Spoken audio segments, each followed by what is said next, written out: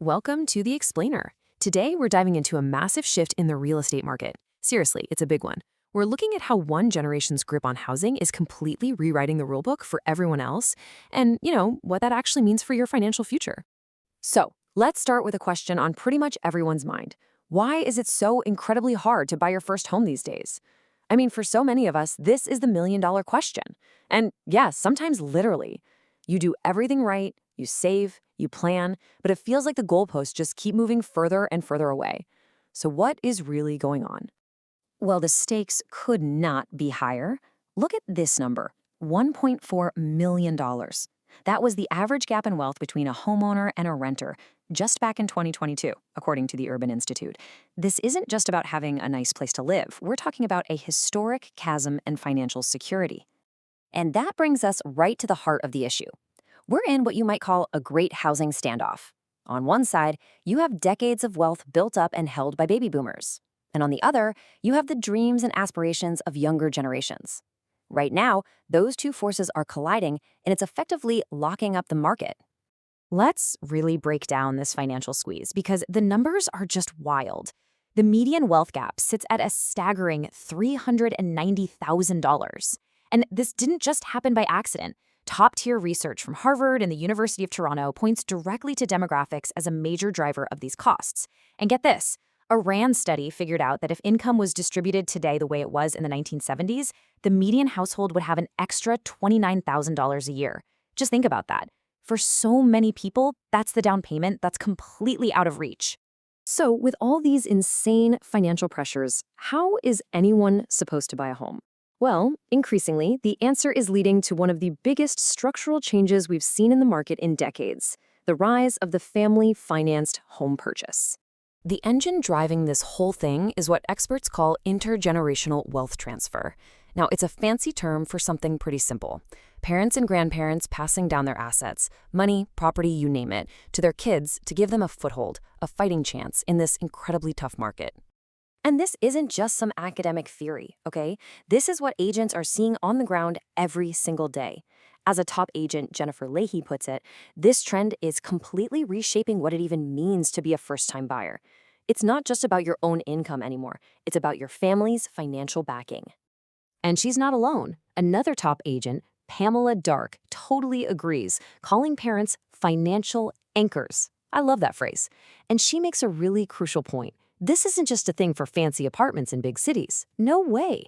This is happening everywhere, across all price points, and in all kinds of neighborhoods. It's a system-wide change. So what's the inevitable result when family money becomes the golden ticket? You get a housing market that's literally splitting in two. We're talking two separate, really unequal tracks. This is the new reality for anyone who hopes to own a home today. So on one side, you've got the family-backed buyers. They can tap into that family capital, which means they can jump into the market earlier and afford higher prices. And on the other side, well, you have everyone else who are essentially becoming long-term renters, not by choice, but by necessity. We're talking about two completely different paths to building wealth. And the academic research totally backs this up. It shows that this isn't some great equalizer. It's actually the exact opposite. These wealth transfers tend to just reinforce the advantages that families who already own property have, which, of course, makes it even harder for others to ever catch up. The whole system is actually starting to bend and adapt to this new reality. I mean, you're seeing famously rigid co-op boards in places like New York City suddenly becoming way more flexible. Why? Well, because they have to. And the use of things like family trusts to buy property, that's gone from a niche thing to totally commonplace. A huge sign that the market gets it. Family wealth is what's driving the deals now. This sea change is also forcing an entire profession to evolve. The job of a real estate agent is no longer just about showing houses and closing deals. They're having to write a whole new playbook. So the modern agent, they have to be part financial strategist. They need to understand all the complexities of family gifting, co-purchasing, and setting up trusts. Their role is expanding way beyond just sales. They're becoming a crucial connector, the person who links families with tax advisors and estate attorneys. They need to navigate these really complicated deals. So for agents, the writing is on the wall. The old way of doing business is fading, and it's fading fast. If they don't adapt to this new world of multi-generational advising, they risk becoming completely irrelevant. Okay, so where is all of this headed? Let's take a look ahead and see what the experts are predicting for the housing market over the next decade or two. Right now, we're at a low point for inventory. We all feel that. But over the next 10 to 20 years, as boomers age, we expect to see what experts are calling a meaningful shift. A lot of those homes will finally enter the market, and that should increase inventory, which sounds like good news, right? But, and this is the critical caveat, access to those homes will likely continue to be very, very unequal.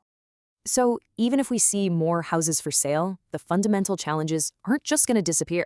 More inventory might change the landscape, sure, but it won't solve the core problems of affordability and access. The game is changing, but for so many, the goalposts are still moving. And all of this leaves us with a final, pretty provocative thought. For generations, the starter home was this huge symbol of personal achievement. It was proof you'd made it. But as we've just seen, that might be changing. Is the starter home now becoming something you inherit, not something you earn?